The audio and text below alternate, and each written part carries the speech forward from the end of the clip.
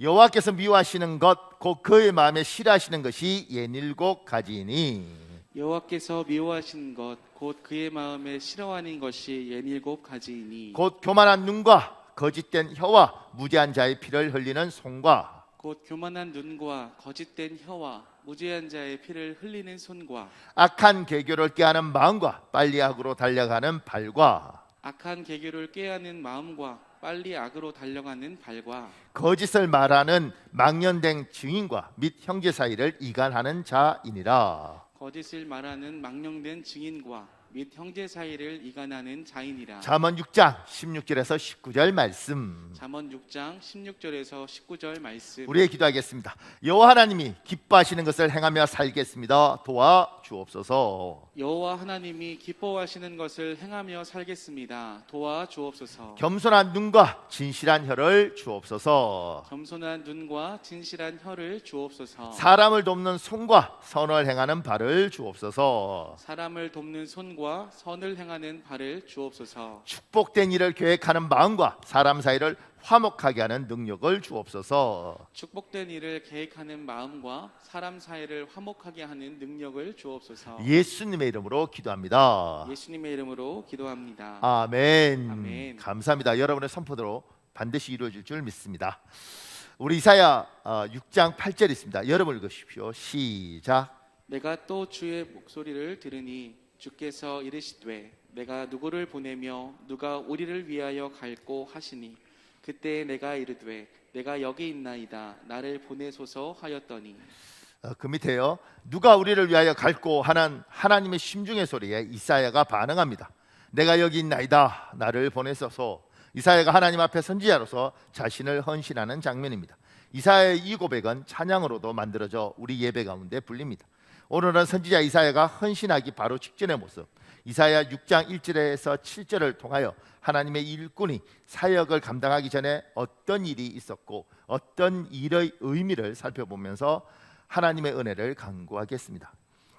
이사야서 6장은 이사야의 소명장이라고 불러요. 소명은 뭐냐면 하나님이 이사야에게 얘야 너희가 선지자로서 이제 역할들을 해라. 그래서 이사야의 소명을 주시는 그 장면이라고 보통 해요. 근데 요 해석이 있고 또 하나는 위임장이라고도 이야기합니다. 위임장이라는 건 뭐냐면 이사야가 하나님 일을 하다가 지쳤어요. 너무 피곤해. 그래서 1장부터 5장까지 사역을 하다가 너무 지쳐서 피곤할 때 6장에서 하나님이 나타나셔서 다시 한번 위임, 새로운 힘을 주시고 용기를 주시고 사명을 주셔서 다시 하나님 일들을 하도록 하는 장이라. 그래서 이사야의 위임장이라고 그래요. 그러니까 소명장이든 위임장이든 이사야에게 다시 한번 사명을 위해서 살도록 하는 거죠. 근데 지금 오늘 이사야 1장에서 6장 1절에서 7절을 보는 겁니다. 8절부터 소명을 받아서 가는 거고요. 일하는 거고요. 소명 받기 전에 어떤 일이 있었는지, 그리고 그 하나님 일을 하기 전에 어떤 일이 있었는지, 그리고 그 일들의 의미가 뭔지에 대한 설명을 하려고 합니다. 그 밑에요. 이사야 6장 1절 우시야 왕이 죽던 해, 그 밑에요. 왕이 죽었습니다. 고대 국가에서 절대적 권력을 가진 왕이 죽는다는 것은 국가적 혼란을 의미합니다. 앞으로 새로운 왕이 등극하여 왕으로서 안정적 통치를 할 때까지 국민은 어려움을 겪습니다. 흔히 혼란기에는 강자들보다 약자들이 상대적으로 더 큰 힘겨움에 직면합니다. 이런 상황에서 이사야가 놀라운 영적 환상을 봅니다. 이사야 6장 1절, 3절, 5절 제가 이렇게 잘라뒀는데 여러분 읽으십시오. 시작. 그가 본즉 주께서 높이 들린 보좌에 앉으셨는데 그의 옷자락은 성전에 가득하였고 만군의 여호와여 그의 영광이 온 땅에 충만하도다 하더라. 만군의 여호와이신 왕을 배웠음이로다 하였더라. 그 밑에요. 국상을 당해서 나라 전체가 불안해하는 가운데 선지자 이사야는 영적 환상을 봅니다. 그것은 모든 왕 중의 왕이신 여호와 하나님을 환상 가운데 직접 대면하는 것입니다. 국가적 혼란 상황에서 왜 하나님은 이사야에게 직접 나타나십니까? 이것은 무엇을 의미합니까? 왕이 세상을 떠났습니다. 그리고 새로운 왕이 등극을 해야죠. 그러는 가운데 정치적으로 굉장히 혼란스럽습니다. 그리고 이 사람이 왕권을 안정적으로 할 때까지 국민들은 불안하죠. 그리고 이런 혼란할 때는 약자들, 홀로 애 키우는 사람들, 어린아이들, 고아들 뭐 이런 사람들이 고난을 훨씬 크게 겪습니다. 지금 이런 가운데 이사야는 그냥 선지자가 아니고 국가의 선지자였어요. 그러니까 왕궁에서 왕과 같이 대화하면서 하나님의 뜻을 전달하고 하나님의 의도를 살피는 왕실 선지자였어요. 그러니까 다른 선지자하고 좀 다릅니다. 하나님이 선지자를 부를 때 뽕나무 밭에서 사업하던 사람도 불러서 선지자로 세우고, 엘리사 같은 경우에 밭 갈던 엘리사를 불러서 농사짓던 사람을 불러서 하나님의 사람으로 세우잖아요. 근데 이 이사야는 귀족이었습니다. 귀족 중에서도 왕족의 피를 받은 사람이라고 우리가 생각하는데 그런 굉장한 엘리트 사람이었습니다. 그런 그에게 그가 볼 때 지금 이 나라가 어떻게 되지? 왜냐 왕실 사정을 너무너무 잘 아니까 이거 굉장히 힘들 텐데, 이때 하나님이 이사야에게 나타나는 겁니다. 이사야에게 나타나셔서 어떻게 나타나냐면 지금 이사야 6장에 나오는 것처럼 하나님이 성전에 앉아 계신 거예요. 그리고 그의 옷자락이 성전에 쫙 펼쳐져 있습니다. 옛날 왕의 위엄은 어떻게 나타나냐면, 우리 옛날 임금님들 골룡포 입었지 않습니까? 왕은 왕복이 아주 길고, 그러니까 일반인은 절대 그 감당할 수 없는 그 길이, 그 다음에 색깔의 화려함, 그 다음에 금장색, 이런 걸 통해서 왕의 위엄을 나타내는 거예요. 그런데 하나님 성전에 앉아 계시고 그 옷자락이 성전에 그렇게 화려하게 펼쳐져 있는 거죠. 그리고 그 옆에 천사들이 있는데 스랍이라는 천사가 있는데 그 천사는 굉장히 거룩한 천사라고 그래요. 그 천사가 하나님의 이 영광을 보면서 부끄러워서 자기의 연약함을 눈을 가리고 날개가 이렇게 날아요. 그러면서 거룩하다 거룩하다 거룩하다, 이 모습을 이사야가 봅니다. 왜 이런 모습을 하나님이 보여주시는가? 왜 이렇게 혼란스러울 때 이사야에게 이런 모습으로 하나님 나타나셨는가? 이 질문을 하는 거예요. 작은 1번에요. 이 세상의 진짜 주인은 눈에 보이는 사람 왕이 아니라 눈에 보이지 않는 여호와 하나님이다. 눈에 보이는 현상은 사람 왕이 죽어서 혼란스럽지만 너무 염려하지 마라. 진짜 통치자 하나님은 죽지 않고 영원히 살아계셔서 이 세상을 다스리신다 라는 의미입니다. 그 밑에 유은필이라는 사람이 쓴 글이 있어요. 읽어주실래요, 목사님? 서울대학교 생물학과에 전체 수석으로 입학해 교수가 되는 꿈에 부풀었으나 개강 6개월 만에 6.25 전쟁이 발발했다. 전쟁과 더불어 학업이 중단되고 최전방으로 강제 징집되었다. 꿈에 부푼 캠퍼스의 낭만을 즐겨보지도 못한 채 전쟁의 한복판에 서게 된 것이다. 앞뒤로 폭탄이 떨어지고 시체가 널브러진 곳에서 적군에게 총을 겨누며 죽음의 공포에 떨어야만 했다. 무수한 전우들이 죽어나가는 것을 보며 자신도 언제 죽을지 모르는 긴박한 상황에 처하자 남편은 자신도 모르게 태어나 처음으로 하나님을 불렀다고 한다. 하나님의 존재를 까맣게 모르고 살던 불신자 청년이 전쟁의 포화 속에서 부른 이름은 뜻밖에도 하나님이었다. 그때 그의 눈앞에 놀라운 광경이 나타났다. 눈부시게 밝은 빛을 내시는 예수님의 환상을 본 것이다. 너무 놀란 남편은 그 자리에 털썩 주저앉아 눈물을 흘렸다고 한다. 그날의 뜨거운 감동은 그 길로 부대 안에 있는 교회를 찾아가도록 이끌었다. 그날 이후로도 죽음의 공포가 분신처럼 따라다녔으나 이전처럼 두렵지는 않았다고 한다. 죽을 만큼 괴로웠던 전시 상황도 하나님이 주시는 평안함으로 극복했다고 고백했다. 전쟁터에서 함께 배치된 전우들이 모두 죽고 유일하게 혼자만 살아남은 것은 순전히 주님의 은혜였다. 여러분 보십시오. 우시아 왕이 죽었어요. 그럼 굉장히 혼란스럽지 않습니까? 이때뿐만 아니라 2차 세계대전이 있었습니다. 우리나라에서는 대동아 전쟁이라고 그랬잖아요. 그때도 아주 혼란스러웠습니다.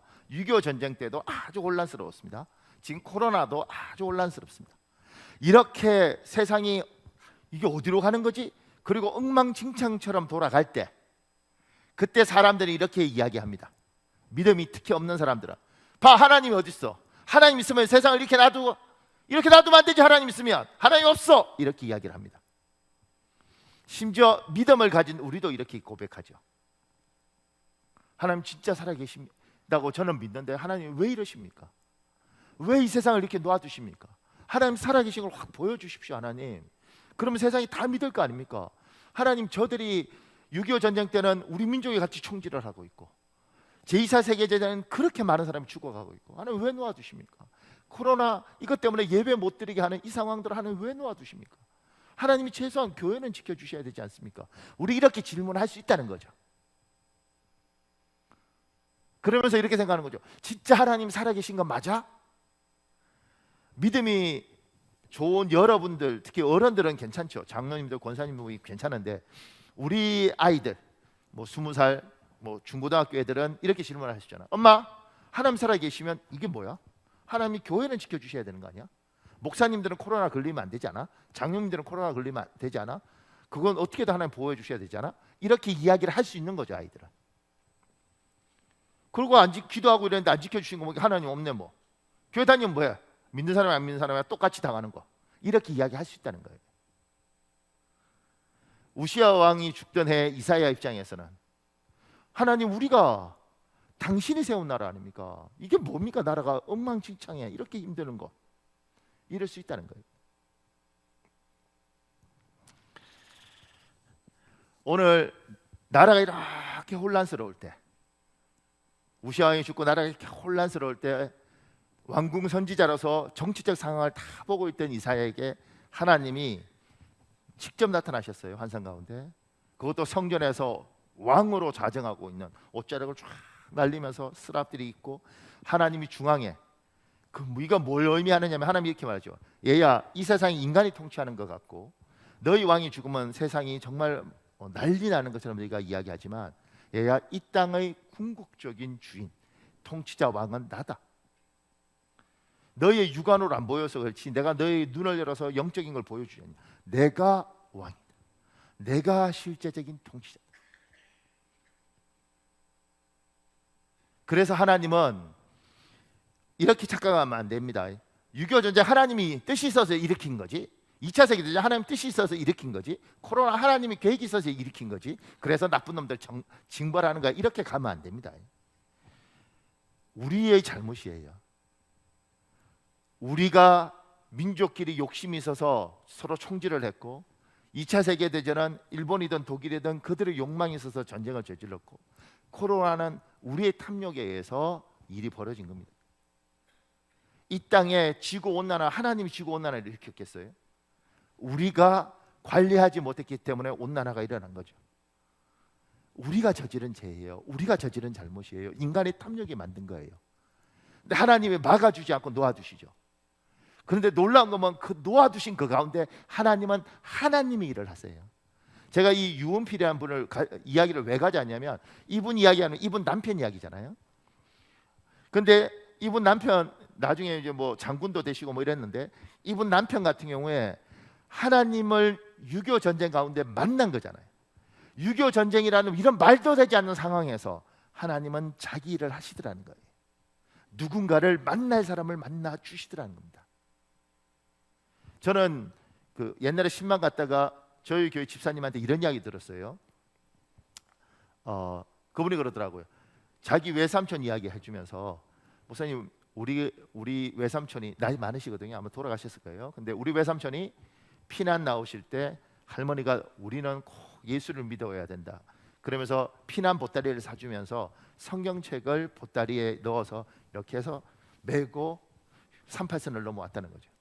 근데 그런 가운데 인민군이 총질할 때 그 총 맞고 쓰러졌는데 나중에 깨보니까 성경책에 그 총알이 박혀 있더라는 거예요. 이건 제가 직접 그분한테 들었어요. 어떤 사람이 이거 무슨 말도 되지 않는 소리냐는데 이분이 저한테 이야기했고 자기 이야기 아니라 자기 삼촌 이야기한 거예요. 그러니까 제가 그 이야기 듣고 제가 굉장히 놀랬죠. 내가 이 이야기 들은 지가 한 25년쯤 되겠죠. 그러니까 그때 그분 이야기를 들으면서 그러면서 그때 믿음이 연약했던 삼촌이 하나님 살아계시구나 이 확신을 가졌다는 거예요. 전쟁을 통해서든 지금 코로나를 통해서든 하나님은 하나님 일을 하십니다. 인간이 저질러 놓은 수없이 많은 잘못들 가운데 그 가운데서도 하나님은 하나님 일을 하십니다. 이게 우리의 믿음인 거죠. 그래서 제가 그 밑에요. 눈에 보이는 혼란한 상황만 바라보지 않고 그것을 뛰어넘어 눈에 보이지 않는 영적 통치자인 하나님을 바라보는 눈은 정말 복이 있는 눈입니다. 지금도 세상 사람들은 다 뭐라고 이야기할 때 그들하고 똑같이 반응하지 않고 이 땅은 사람들이 지배하는 것 같지만 우리 하나님이 주인이십니다. 그리고 이 혼란스러운 가운데도 우리 하나님의 일을 하십니다. 그리고 제가 이렇게 말하는 거죠. 그렇다면 이 땅의 실질적인 주인이신 하나님이 이 가운데 코로나 가운데서 자기 일을 할 텐데 여러분은 어떻게 반응하고 있는가? 정말 주인이신 하나님이 이 땅을 관찰하시고 그분이 이 혼란 가운데도 자기 일을 하실 텐데 그 가운데 나는 어떻게 반응하고 있는가?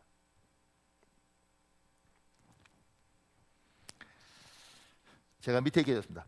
작은 3번에 혼란스러운 현실 상황 속에서 이런 복된 눈을 가진 사람은 행동과 말에서 다른 사람과 분명히 차별됩니다. 이런 복된 눈을 가진 사람과 가까이 지내십시오. 이런 복된 눈을 가진 사람이 되십시오. 저는 이렇게 생각합니다. 이제 내일부터 이제 예배 다시 비대면으로 예배하고 우리가 예배 공식적으로 못 드리잖아요. 공식적으로 예배 드리는 순간 문제 생기면 교회를 폐쇄하는 거죠. 그러니까 어떤 목사님들은 우리 노예에서도 목사님 나는 수원시청하고 싸울 겁니다. 뭐 이렇게 하시는 분이 있어요. 저희는 방향을 정했지 않습니까? 우리는 정부 시책을 따라서 같이 잘 지내기, 정부 시책을 따라서 답답하긴 하지만 잘 지내야겠다. 그러면 잘 지내기 때문에 그럼 예배 비대면 하니까 알겠습니다 이렇게 하는 게 아니고 우리는 우리 길을 가는 겁니다. 그러니까 여러분이 법안에서 여러분의 신앙을 여러분 나름대로 이 땅의 실질적인 주인이신 하나님 앞에 여러분의 신앙을 여러분이 표현하는 겁니다. 이를테면 작년 3월 달부터 예배를 못 드렸잖아요. 제대로 작년 3월 달에 예배를 못 드린다는 이야기를 들었을 때 저는 머릿속에 그런 건 인생에 없었단 말이에요. 그러니까 이 감정 조절이 잘 안 되더라고요. 뭐 회의하다가도 이렇게 확 이렇게 우쭐하면 뭐 이렇게 막 이렇게 눈물이 나서 회의를 못 하고 뭐 이런 상황이었어요. 근데 그때 이제 마음속으로 나는 어떻게 반응할 건가? 그때 이제 저희 사모님하고 사모님 우리가 할 수 있는 게 없는데 그러면 우리가 할 수 있는 게 아무것도 없는데 그러면 성도들이 교회를 못 올 때 우리라도 교회를 와서 어떻게든 교회에 있어야겠다. 그래야 성도들이 어떤 기준을 잡아주니까 성도들이 용기를 내지 않겠는가. 그래서 이제 40일 철야를 할 생각을 가진 거죠. 그래서 저는 교회 본당에서 자고 저희 사모님은 제 방 1층 목양실에서 자고 이렇게 해서 저희 부부가 40일을 철야를 했어요. 그리고 성도들 중에 나름대로 애를 쓰더라고요. 제가 참 고맙더라는 거죠.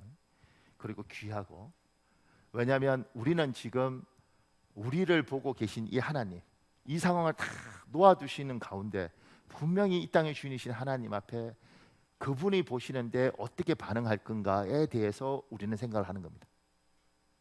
이번에도 또 예배를 못 드리게 됐잖아요. 근데 앞으로 2주지만 이게 어떻게 갈지 모르잖아요. 그래서 어저께 제가 저희 사모님하고 이야기했습니다. 성도들도 애쓰고 있는데 사모님 우리가 뭘 어떻게 하겠느냐. 공식적으로 예배를 드리는 순간 교회는 문제가 생길 것이고 영상 송출밖에 할 수가 없는데 그렇다면 다시 한번 2주 동안 교회에서 나름대로 우리가 애를 쓰자. 성도들이 어떻게 하는 건 성도들이 각자가 생각하고 당신하고 내하고는 우리가 목회자로서 우리가 할 수 있는 건 기도밖에 없으니 그래서 저는 본당에서 자고 저희 사모님은 목양실에서 2주 동안 이 잠을 자면서 어쨌든 철야 기도를 하자 이렇게 이야기했어요.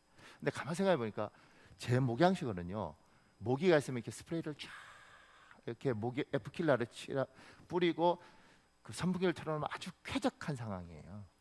여기요 거의 헌혈한 수준입니다. 그래서 제가 바꿔 잘 수도 없지 않겠습니까?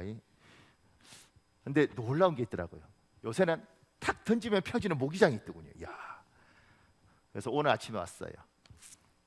그리고 기도가 되든 안 되든 그냥 하나님 앞에 중심을 보이는 거죠. 저는 이 코로나를 겪으면서 참 고마웠던 건 우리 성도들 중에 뭐 예배도 오는 것에 대한 두려움이 있는 성도들은 특히 새벽 예배 같은 경우도 그러면 집에서 10분 영상을 보고 그리고 6시쯤 돼서 기도하러 오는 성도도 있고요. 8시쯤 돼서 기도하는 성도도 있습니다. 제가 새벽 예배 마치고 제 방에서 공부하다 보면 8시 되면 교회 우리 비상키 누르는 소리가 띠디딕 나요. 그럼 이렇게 문 열어보면 기도하러 와요. 그리고 어떤 성도들은 낮에 와서 기도하고 어떤 성도들은 저녁에 와서 기도하고, 제가 이렇게 보면서 또 누구는 올 수 없는 상황이면 좀 시간 내서 기도한다 그러더라고요. 영상 보면서. 그러니까 여러분과 제가 이 땅이 막 이렇게 하니까 세상이 코로나 나는 이런 것이 아니고 세상은 세상대로 흘러가는 거예요. 2차 세계대전이든 6.25든 코로나든 세상은 세상대로 흘러가고 있고 인간들이 주인처럼 흘러가지만 하나님이 주인이신 그 하나님이 모든 것들을 보고 있다는 거예요. 그 가운데 하나님의 사람은 하나님의 사람으로 우리를 보고 있는 저분에게 합당한 반응을 하는 겁니다. 세상이 뭐라고 하든지 간에 저분은 저분의 길을 갈 것이다. 그러면 나는 저분 앞에서 어떻게 반응할 것인가? 저희 부분은 이렇게 반응을 하고, 여러분에게 교회가 지침을 주는 게 아니라 여러분 스스로에게 하나님께 질문하셔야 되는 겁니다. 예배 나오라고 예배 나올 수 있는 상황이 아니고, 기도하라 그래서 모여서 기도할 수 있는 상황이 아니면 각자 2주 동안 하나님, 내가 왕이신 하나님 앞에서 어떻게 반응해야 됩니까?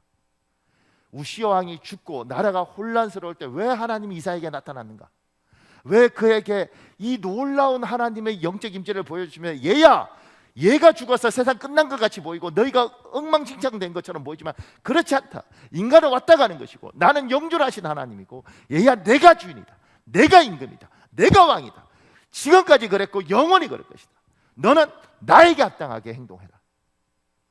여러분은 하나님 앞에서 행동하는 겁니다. 하나님 앞에서 반응하는 겁니다.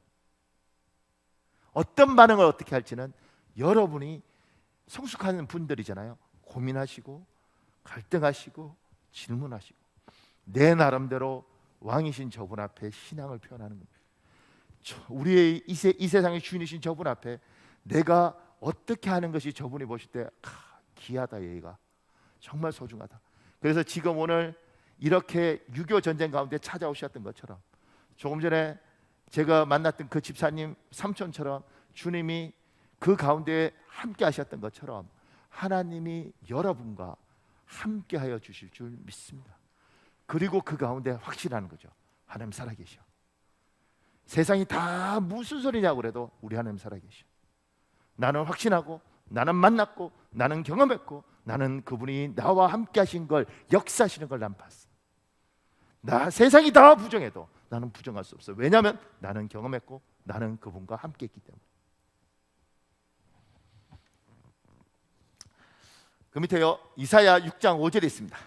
여러분 읽어보실래요? 이사야 6장 5절 시작. 그때 내가 말하되 화로다 나여 망하게 되었도다. 나는 입술이 부정한 사람이요 나는 입술이 부정한 백성 중에 거주하면서 만군의 여호와이신 왕을 배웠음이로다 하였더라. 그 밑에요, 일반적으로 피조물인 사람이 창조주 하나님을 만나면 너무 영광스러워서 감격하고 기뻐한다고 생각합니다. 그런데 이사야는 기뻐하기보다 오히려 하나님과 만남 이후에 화로다 나여 망하게 되었도다. 나는 입술이 부정한 사람이요 라고 고백합니다. 이사야는 왜 이렇게 고백을 합니까? 여러분과 제가 생각할 때 하나님 만나면 기뻐야죠. 하나님 너무너무 좋아요, 은혜 받았어요, 이렇게 해야 되는데 왜 이사야는 화로다 망하게 되었도다, 내가 입술이 부정한 사람인데 하나님을 만났다고 고백하는가? 오히려 가슴을 쳐요. 이거 뭔가 하나님 만나면 즐겁고 기뻐야 되지 않나? 그 밑에요, 작은 1번에요, 하나님을 만난 사람은 2가지 고백을 합니다. 기쁨과 감사의 고백과 죄와 회개의 고백입니다. 작은 2번에요, 죄와 회개의 고백은 성숙과 성장을 위한 중요한 과정입니다. 자신의 부족을 아는 것, 자신의 과오를 깨닫는 것은 성숙과 성장을 위해서 꼭 필요한 것입니다. 이런 과정은 일시적으로는 좌절감이 들게 하지만 궁극적으로는 기쁘고 감사한 일입니다. 그 밑에 주선태라는 경상대 교수가 있어요. 이 사람 이렇게 축산학자더라고요. 그런데 아주 재밌는 사람이라고 이렇게 돼 있더라고요. 글도 그러고요. 이분이 하나님 안 믿던 사람인데 하나님 만났어요. 그리고 이 사람이 이제 호가 필로라 그러더라고요. 그 필로 이런 건 자기 이야기를 하는데 이런 내용이 있습니다. 한번 볼래요? 목사님 읽어주실래요? 처음 하나님의 부르심을 받고 하나님의 귀한 잔으로 사랑받을 때는 마냥 좋기만 했다. 매일 하나님과 만나 같이 시간을 보내고 싶고 어떻게 하면 하나님의 사랑을 더 받을 수 있을까 고민도 많이 했다. 그리고 예수님의 구원 역사를 알게 되었을 때는 기쁨과 감격으로 주님을 구주로 영접했다. 그러나 세례를 받고 교회를 다니다 보니 하나님과 나누었던 첫사랑의 감격이 점차 식어갔고 예수님의 구원 역사에 감격했던 감정도 차츰 누그러졌다. 기쁨의 눈물로 드리던 예배도 의무적으로 받는 수업처럼 되어갔다. 그러다가도 성령이 충만해지만 열심을 내기도 했지만 그것 또한 잠깐이었고 일에 쫓기다 보면 주일을 지키지 못하는 경우도 생겼다. 그러나 한번 하나님께 붙들린 필로는 주일 예배를 드리지 못하면 왠지 주님께 죄송한 마음이 들어 괴로웠다. 그러니 어쩌랴. 어차피 필로의 의지가 아닌 하나님의 강권으로 주님의 자녀가 된 사람이 교회를 떠나고 예배에 빠질 수는 없는 것 아닌가. 아무리 일이 많아 정신없이 바쁘더라도 짬짬이 하나님께 기도하고 하루에 한 구절이라도 말씀을 묵상하며 사는 것이 현명한 것 아니겠는가. 필로가 예수님을 주님이라고 부르는 크리스천이 되었을 때 크게 두 가지가 달라졌다. 우선 삶의 목적이 달라졌고 그에 따른 삶의 양식도 달라졌다. 한마디로 필로의 삶이 통째로 달라졌다 할 수 있다. 흥미로운 것은 말씀에 순종하려 노력하고 또 주님께 영광 돌리는 삶을 살기 위해 애쓰다 보니 이전의 삶의 목적이었던 것들이 하나둘씩 이루어졌다는 것이다. 꽤 괜찮은 연구 실적도 많이 만들어냈고 그에 따라 보너스도 제법 받았다. 학교에서 대학본부의 기획부 처장이라는 중책을 맡았고 학회에서도 세계학술대회 사무총장으로 일하게 되었다. 아이들도 남부럽지 않게 많이 두었고 아내와 큰 소리로 싸우는 일도 없어졌다. 필로의 삶에 감사할 일이 많아졌다는 이야기다. 이전에는 화류계를 휘어잡아야 직성이 풀리는 스타일이었는데 그러면 주님이 싫어하실 것 같아 필로의 실력을 숨기고 산다. 그러다 보니 사람들은 필로가 많이 약해지고 변했다며 조소하고 조롱하지만 이것도 온화한 미소로 참아내야 한다. 필로가 그런 자리에서 쪼다가 되는 기분을 참아내는 것은 그렇게 하는 것이 주님께 영광되는 삶이기 때문이다. 조급하고 경쟁적이며 전투적이던 필로의 성품이 다소 느긋하고 온화하며 배려심 있는 성품으로 바뀌었다는 것이다. 아마도 예수님 닮기를 원하다 보니 조금씩 온유해지고 자비로운 마음이 생겨서일 것이다. 또 한 번도 남 앞에 무릎을 꿇어본 적 없는 필로였는데 하나님 앞에 인생의 주권을 내려놓는 항복의 무릎을 꿇음으로써 교만으로 충만했던 기가 꺾였기 때문일 것이다. 그렇게 교만이 분기탱천에 자신을 드러내고자 하던 오만함이 사그라진 필로의 일상에는 감사와 기쁨이 많아졌다. 작은 것에도 감사하고 기뻐할 일이 많아지면서 필로는 사랑과 눈물도 많아졌다. 괜히 설거지하는 아내에게 스킨십을 시도하다 뒷발에 채이기도 하고 천안한 장명에 관한 뉴스를 보다가 눈물을 줄줄 흘리기도 했다. 예수님의 십자가 보혈이 굳었던 필로의 사랑포를 터뜨리고 눈물샘을 터놓은 것이다. 그런 변화 중 전에는 필로의 일상에서 볼 수 없었던 가장 두드러진 변화는 필로가 모든 사람을 전도의 대상으로 본다는 것이다. 필로가 하나님께 받은 사랑을 이방인들도 경험하게 해주고 싶고 예수님의 십자가를 믿기만 하면 죽은 영혼이 살아날 수 있다는 사실도 알려주고 싶었다. 이분 안 믿다가 나중에 이제 하나님을 믿은 케이스예요. 그리고 굉장히 좋은 변화를 많이 겪었던 분이에요. 근데 이분이 고백하는 것처럼 처음 하나님을 만나면 모두가 기쁘죠. 즐거워요. 근데 좀 지나면 그 기쁨이 사라집니다. 그리고 하나님 앞에 쓸 때 괴롭습니다. 내가 또 죄졌네. 예배 가면 이렇게 사람들이 경험을 해요. 그럼 자꾸 주눅이 들죠. 그래서 심지어 교회 안 가기도 하고 하나님 믿는 게 부담스럽기도 하고 이렇게 변합니다. 거기다가 목사님들 중에 특히 뜨겁고 너무 열정이 많은 목사님들은 설교를 그렇게 하시죠. 그따위로 믿으려면 믿지 마세요. 제대로 믿으세요. 하나님 우습게 보십니까? 하나님 다 보고 계십니다. 어느 날 조심하세요. 벼락 맞습니다. 뭐 이렇게 설교하시는 분들도 있죠. 너무 뜨거우면 그렇습니다. 저는 젊었을 때 그랬습니다. 그런데 그렇게 막 이렇게 하죠. 그래서 우리는 늘 죄책감과 눌려 살고 뭐 이런 게 있습니다. 이사야가 하나님을 만났을 때 하나님께서 야, 너 입술이 부정한 놈의 새끼, 너 말 그렇게 하고 너는 이렇게 하신 게 아니란 말입니다. 그러니까 너 바꿔. 저는 하나님이 그렇게 절대 하지 않았다고 생각합니다. 하나님을 만나는 건 참 중요한 건 하나님을 만나는 순간 하나님이 날 지적하지 않더라도 내가 얼마나 허물이 많은지 보입니다. 그리고 하나님 앞에 쓸 때마다 이 허물을 보면서 가슴을 아파할 수밖에 없습니다. 그러니 자연스럽게 고쳐지는 겁니다. 교만한 사람이 안 고쳐지는 이유는 자기가 교만한 줄 몰라서 그래요. 거만한 사람이 고쳐지지 않는 건 자기가 거만한 줄 몰라서 그래요. 그런데 교만한 사람한테 저 사람이 교만한 걸 내가 가르쳐야겠다 그리고 교만을 아무리 지적해도 받아들이지 않습니다. 교만한 사람은 절대 자기의 교만을 받아들이지 않습니다. 왜냐하면 받아들이면 겸손하죠. 오히려 화내고 역정내고 성질내고 이렇게 하죠. 제가 재밌는 이야기 하나 들었는데, 우리가 이거 잘생겼다 탤런트 해도 되겠다, 이 친구들이 탤런트 뽑는 뭐 KBS, MBC 공채 탤런트나 슈퍼모델 뭐 이런 거 뽑는 데 가면 안다는 거예요. 뭐라냐면, 아하, 내가 동네에서 잘생겼지 진짜 잘생긴 애들은 여기 있구나, 이렇게. 그리고 이 잘생긴 애들이 정우성이라는 배우가 있잖아요. 아셔요? 잘 모르겠으면 잘 보다가 저하고 닮았으면 개갑다 이렇게 생각하시면 좋을 것 같은데, 근데 그 정우성이라는 배우를 딱 보면, 뭐 지금은 나이가 좀 있지만 더 젊었을 때는 이 탤런트들이 있답니다. 와, 연예인이다. 자기도 연예인인데. 그러니까 우리가 볼 때 괜찮은 친구들이 어느 날 저기 가서 보니까 진짜 괜찮은 거 보면서, 아, 나는 아닌가 봐. 근데 이렇게 뽑힌 이 친구들이 자기보다 훨씬 뛰어난 이 사람을 보면서 와, 이렇게 변하는 거죠. 겸손하라고 요구할 필요가 없이 완벽한 거 앞에 쓰면 내가 얼마나 부족한지가 자연스럽게 보이는 겁니다. 예수 믿는 사람이 이사야처럼 하나님을 딱 보는 순간, 겸손해라, 교만하지 마라, 착해라, 거짓말하지 마, 이게 다 필요 없고, 아하, 내가 죄가 많구나, 아하, 내가 못났구나, 아하, 내가 왜 이런 성품을 갖고 있지, 지적하고 나무라서 그런 것이 아니라 자연스럽게 그걸 겪을 수밖에 없다는 겁니다. 진짜 똑똑한 사람 앞에 쓰면 내가 똑똑하지 않다는 걸 알게 됩니다. 정말 잘난 사람 앞에 쓰면 내가 잘나지 않다는 걸 자연스럽게 알게 됩니다. 그 사람이 날 지적해서 그런 것이 아니라 그의 존재 자체가 나를 그렇게 가르쳐요. 이사야가 하나님 앞에 섰습니다. 하나님 만나 주셨습니다. 그 순간 이사야가 자기가 얼마나 허물 많은 사람인지 아는 거죠. 이사야는 프라이드가 있었을 겁니다. 제가 이야기했지 않습니까? 누구는 뽕나무, 누구는 밭 갈다가 선지자 되는데, 이 사람은 핏줄 자체가 왕족이었다니까요. 이 사람은 여기서 예언한 게 아니라 왕을 대상으로 궁중에서 예언하던 엘리트 중에 엘리트 선지자였다니까요. 나름대로 프라이드도 있고 영적 자부심도 있고 굉장히 있었던 사람인데, 그가 하나님 앞에 서는 순간 내가 얼마나 부족한 사람인지 아는 거죠. 그리고 그 부족한 심정으로 좌절하고, 그리고 도망가고 움츠리라고 하나님이 우리에게 하나님이 만나 주신 것이 아니라, 하나님이 우리에게 만나 주셨을 때는 기대가 있는 거죠. 얘야, 하나님 내가 이렇게 부족한데 알고 왔어. 그러니 얘야, 나를 보고 바꿔가. 뭐가 완전한 건지 알고 뭐가 완벽한 줄 아니까 그렇게 변해가.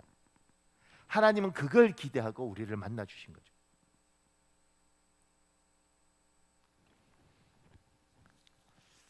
그러니까 제가 밑에 이렇게 적었습니다. 사람은 야단치고 가르친다고 변화되지 않습니다. 사람을 억지로 바꾸면 휘어지는 것이 아니라 부러집니다. 사람은 하나님을 깊이 만나면 내면과 행동에서 자연스럽게 변화가 일어납니다. 그러니 내 남편과 아내를 바꾸고 싶다면 하나님을 만나게 하십시오. 내 아이를 변화시키고 싶다면 하나님을 만나게 하십시오. 세상을 바꾸고 싶다면 세상이 하나님을 만나게 하십시오.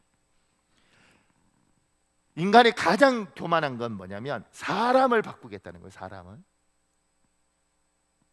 사람이 사람을 바꿀 수 있다고요? 훈련시키고 꺾고 짓누를 수는 있지만 사람이 사람 못 바꾸는 겁니다. 사람은 가르쳐준다고 바뀌어지는 게 아닙니다. 제가 재밌는 이야기 하나 들었는데, 영국에서 10년 공부했어요. 영국에서 박사를 받았습니다.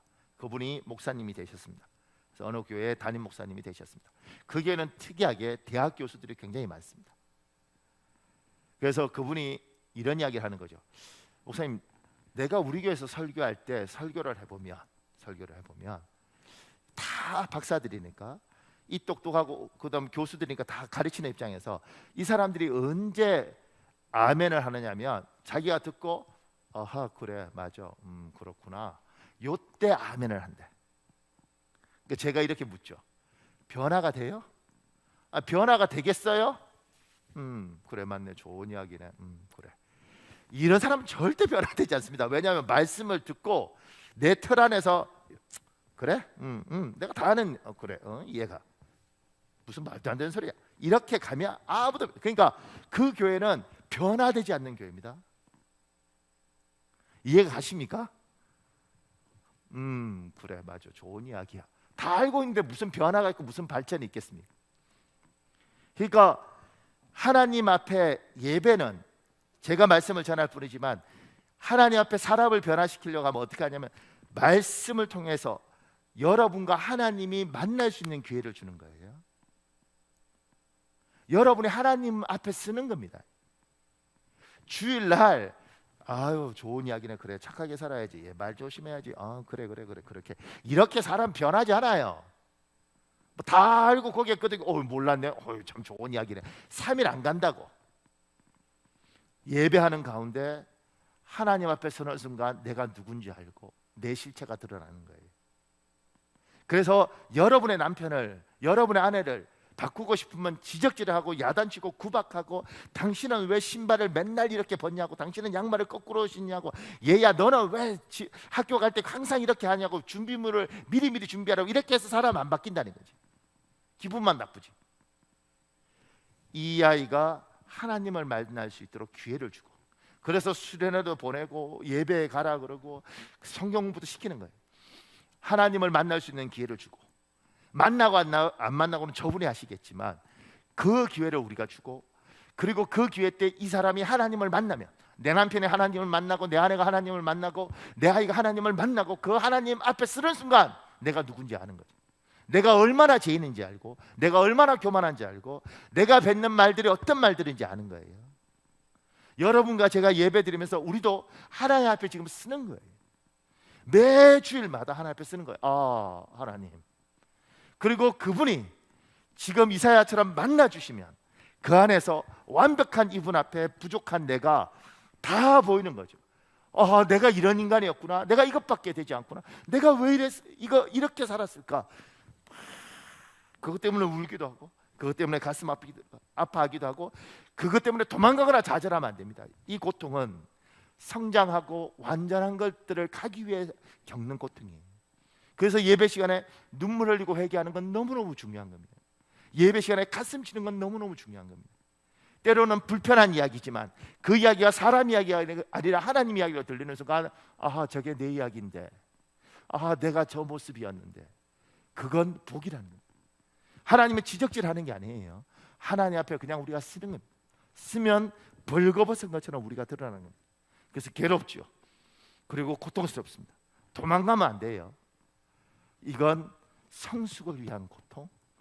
그리고 내가 이것밖에 안 돼, 하나님이 싫어하시겠지, 하나님 속상해하시겠지, 하나님 앞에 내가 은혜를 얼마나 받았는데 왜 나는, 하나님 미안합니다, 내가 잘해야죠, 이러면서 변해가는.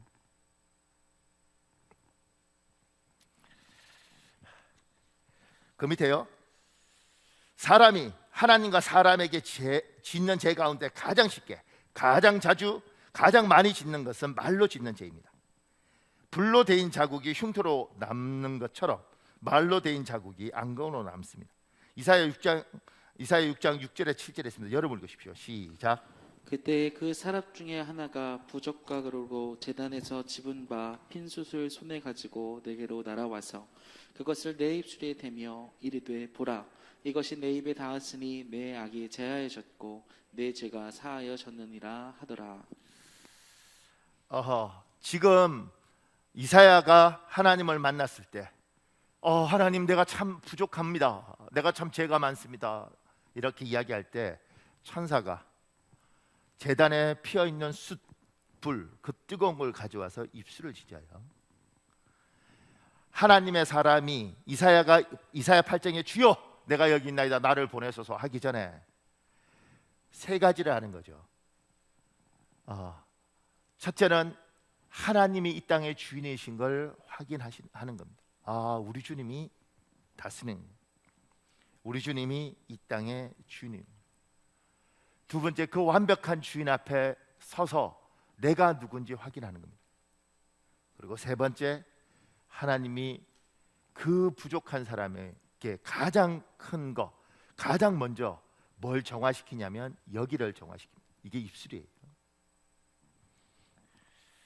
그래서 제가 작은 일본에요, 믿음 있는 사람이든 믿음이 없는 사람이든 그 사람의 마음에 사랑이 있으면 따뜻하게 말할 수 있습니다. 제가 이걸 제가 읽어드릴게요. 나는 아버지와 어머니가 살아 생전 서로 사랑한다는 말을 주고받는 걸 본 적이 없다. 더 나아가 엄마나 아버지가 내게 사랑한다고 말한 것을 들은 적도 없다. 그래서 어렸을 적에는 아무리 사랑해도 사랑한다고 말하지 않는 것이 어른스러운 것인 줄 알았다. 엄마는 어린 나에게 늘 말씀하셨다. 너도 너무 좋아도 좋아하는 표시를 내지 말아라. 너무 싫어도 싫어하는 표시를 내지 말아라. 즉 속마음을 숨기고 사는 것이 어른스러운 것이라고 배웠다. 내가 아주 어렸을 때에는 아버지는 우리 집의 절대 권력자였고 엄마는 아버지 말에 한마디 대꾸도 하지 않았다. 내가 10대 초반이었을 때 엄마는 종종 아버지에게 목소리를 높였고 내가 10대 후반에는 아버지가 종종 엄마에게 목소리를 높였다. 내가 20대 때에는 엄마가 우리 집의 절대 권력자였고 아버지는 엄마의 말에 한마디 대꾸도 하지 못했다. 엄마는 평생 아버지를 원망하며 사셨다. 아버지가 젊었을 때 엄마 말을 듣지 않아 온 가족들이 고생하였다고. 그래서 자식 입장에서 봤을 때 어렸을 때는 엄마가 너무 불쌍해 보였고 나중에는 엄마에게 미움을 받는 아버지에게 연민의 정을 느꼈다. 엄마 말대로 젊었을 때 좀 잘하시지. 평소에도 사랑 표현에 익숙하지 않으셨던 엄마는 아버지에게서 집안의 모든 정권을 인수한 이후에는 그동안 아버지에게 당하셨던 서름에 보복이라도 하듯 꼬리 내린 아버지를 보기 민망할 정도로 거세게 몰아붙이셨다. 그렇게 하루하루 몸무게가 줄어들던 아버지는 허리가 굽어가던 어느 날 중풍으로 쓰러지셨고 방에 누워 대소변을 받아내는 신세가 되셨다. 그런데 그때까지 아버지를 평생 원수처럼 미워하시던 엄마가 그 후에는 아버지께 단 한마디도 심하게 말하지 않았다. 약 반년도 넘게 아버지의 대소변을 다 받아내시고 목욕도 시키시고 마치 어린아이 다루듯 아버지의 모든 요구사항을 묵묵히 들어주셨다. 아버지가 돌아가시기 일주일 전쯤으로 기억한다. 나는 밤 1시가 넘은 늦은 시간까지 TV를 보고 있었는데 냉장고에서 마실 것을 꺼내려 부엌으로 들어갔다가 부엌에 붙어있는 안방에서 도란도란 들려오는 소리를 몰래 듣게 되었다. 당신은 좋겠수. 애들도 다 키웠고 이제 호강한 일만 남았네. 좋긴 뭐가 좋아. 빨리 일어나서 나 고생시킨 거 갚아줄 생각은 안 하고. 당신 나 만나서 정말 고생 많아서 고생시킨 건 알기는 알아? 그럼 알지. 미안하오 여보. 미안한 줄 알면 빨리 일어날 생각이나 해. 못된 영감탱이 같으니라고. 울긴 왜 울어? 그렇게 내 말 안 듣더니 죽을 때가 되니 철난 소리 하네. 여보 고맙소. 사랑하오. 헛소리 하지 말고 정신이나 바짝 차려요. 사랑은 무슨 얼어 죽을 사랑.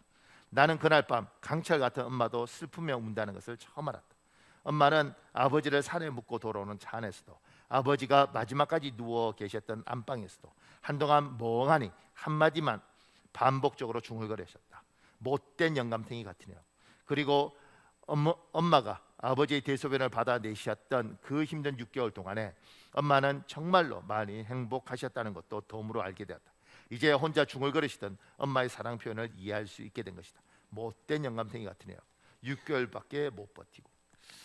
지금 제가 이거를 가져온 건 이 글 속에 이 노인 어른들의 따뜻함이 느껴지나요?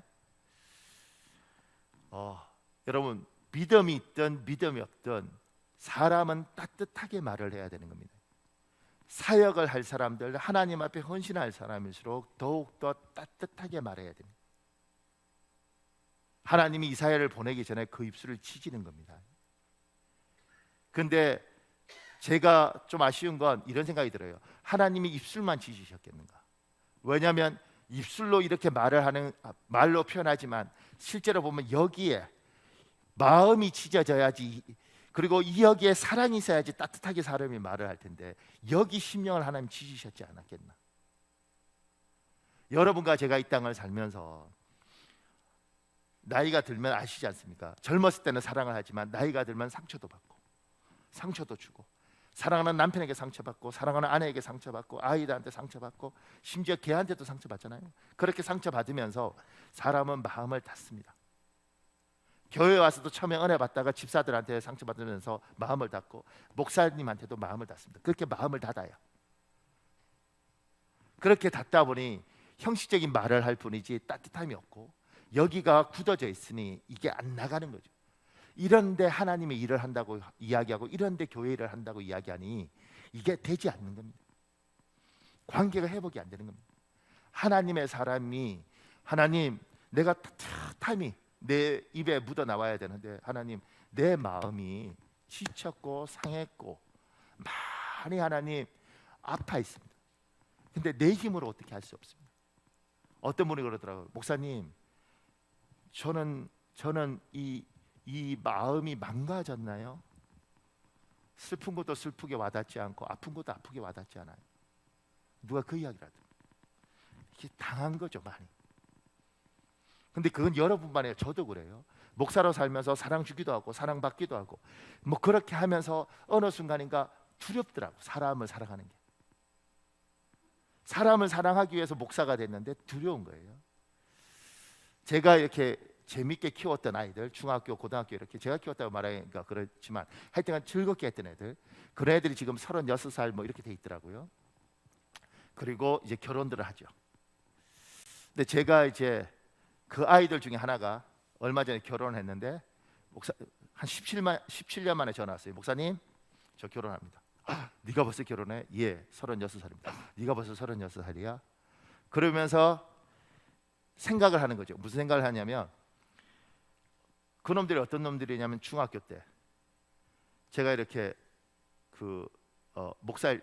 부목사일 때 중등부 담당일 때 제가 차 몰고 이렇게 출발하려고 그러면 저한테 와서 목사님 용돈 주세요.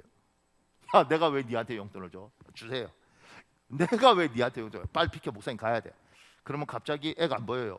그 차 출발하려고 보면 차 앞에 누워 있다 그러게. 용돈 안 주면 치고 가세요. 뭐 이런 인간들. 어느 날 집에 갔는데 저희 첫째가 태어나고 둘째가 이렇게 해서 집사람이 만삭이 돼 있죠. 만삭이 돼 있는데 집에 이제 사역하고 집에 갔는데 만삭이 돼 있는 우리 사모가 이렇게 부엌에 앉아 있더라고요. 라면 물 끓이고 방을 보니까 이놈들 세 놈이 누워서 비디오 틀어놓고 이렇게 방에 누워 있는 거예요. 우리 집 안방에. 사모님 빨리 라면 끓여주세요. 그래 배부른 우리 사모가 라면 끓이는 거예요. 죽이니 살리니 이렇게 했는데 그때 그 아이들을 사랑했어요. 근데 놀라운 게 뭐냐면 지금 그 아이들이 다 교회에 상처받고 교회를 안 다녀요. 그런데 저한테는 와서 안기고 제가 이렇게 말하죠. 교회가 힘들고 상처를 주더라도 얘야, 하나님은 살아계시지 않냐? 하나님한테 교회를 다녀야 되지 않겠냐? 그럼 이렇게 말합니다. 가긴 가야겠죠. 그러면서 제가 이런 마음이 있지 않습니까? 교회 다니면 착한 놈, 교회 안 다니면 나쁜 놈, 그리고 예수 안 믿어 웃긴 것들. 우리 주 예수께서 이렇게 접근하셨겠는가? 우리 하나님께서 사람 자체를 다 불쌍히 계시지 않았나? 네가 중이든 네가 뭘 하든 속은 상한데 인간을 불쌍히 여기는가? 심지어 가룟 유다가 사탄이 들어가서 예수를 팔 때도 예수님이 그를 친구요 이렇게 부르시잖아요. 정말 미칠 것 같은데 그래도 사람을 사랑하는가? 우리가 인생을 너무 많이 겪어서 상처받기 싫고 사랑 주고 배신당하기 싫고 막 이렇게 움츠려 살고 있는데 하나님께서 우리에게 이렇게 요구하시는 거죠. 얘야, 네가 하나님의 사람으로 살려면 너에게 따뜻함이 묻어서 나가야 되고 그걸 위해서 입술만 지지는 게 아니라 사실은 여기가 지져져야 되는, 네가 상해 있는 마음, 닫혀 있는 마음, 굳어 있는 마음, 여기가 성령의 불로 지져져서 다시 사람을 사랑할 수 있어야 되는데 하나님 상처받더라도 사랑해야죠. 하나님 뒤통수 맞더라도 사랑해야죠. 하나님 힘들더라도 내가 따뜻하게 사람을 대해줘야죠. 그게 유일하게 예수 믿는 사람이 이 땅에서 하나님 지켜주세요, 하나님 사랑하니까 사랑합니다, 하나님 그런데 다시는 뒤통수 맞고 싶잖아요, 하나님 다시는 사람들 앞에 상처받고 싶잖아요, 그런데 하나님 사랑하니까 사랑합니다, 그리고 하나님 나 좀 지켜주세요. 그리고 이 땅에서 우리만큼은 사랑하면서 살겠다고 결심한 사람이 교회 사역도 하고 하나님 일도 하고 복음도 전하는 거예요. 예수를 거부해도 내가 준 전도지를 찢어버려도 그래도 당신을 예수님 이름으로 축복합니다. 그렇게 갈 수 있는 사람. 전도지 찢었지 너 반드시 지옥 갈 거야, 이게 아니고 나이가 여기 있는 대부분 여러분 나이쯤 되면 여러분의 심장을 열어놓고 여기를 열면 인간의 눈에서는 그냥 멀쩡하겠지만 영적인 눈을 보면 이 가슴에 수없이 많은 난도질 당한 심장이 여러분에게 있습니다. 그걸 가지고 살아가는 거죠. 그래서 아내를 대할 때도 조심조심 대하고, 아이를 대할 때도 조심조심 대하고, 마음껏 사랑할 수 있는 사람을 사랑할 수 없도록 긴장하고 있는 이 마음. 다시 태어나면 결혼 안 하지, 다시 태어나면 애기 안 낳아야지, 다시 태어나면 교회 등록 안 해야지, 상처받기 싫어서. 하나님 이야기하시는 거죠. 얘야, 여기 그 마음을 성령의 불로 지지고 그래도 사랑해야 되지 않겠니? 그래서 따뜻하게, 너만은 따뜻하게 이야기해야 되지 않겠니? 너만은 따뜻하게 사람을 품어줘야 되지 않겠니? 여러분, 이거 우리 능력으로 할 수 없어요. 그래서 제단 숯불을 가지고 이사야의 입술을 지지는 겁니다. 그래서 하나님께서 오늘 기도하실 때 여러분의 하나님의 제단 숯불로 여러분의 심령을 지져주시고, 다시 사람을 사랑하고, 다시 남편을 사랑하고, 다시 아이를 사랑하고, 다시 교인들을 사랑하는 그 마음을 회복시켜 주시길 우리 주 예수님 이름으로 축복합니다. 여러분, 우리 한 7, 8분만 기도할 수 있는데 이 시간에 주여 한번 간절히 부르짖고, 하나님, 모여서 이렇게 예배할 수 있는 것이 앞으로 2주 동안 할 수 없습니다. 하나님, 이 간절한 기도 시간, 또 집에서 예배드리는 이 그 간절한 기도를 하나님 들으시고, 성령님 오늘 이 시간에 이사야처럼 제단 숯불로 저들에게 은혜를 부어주시고, 저들의 심령을 주시고, 저들의 입술을 지지시고 함께하여 주시옵소서. 주여 한번 간절히 붙고 우리 기도하겠습니다. 주여,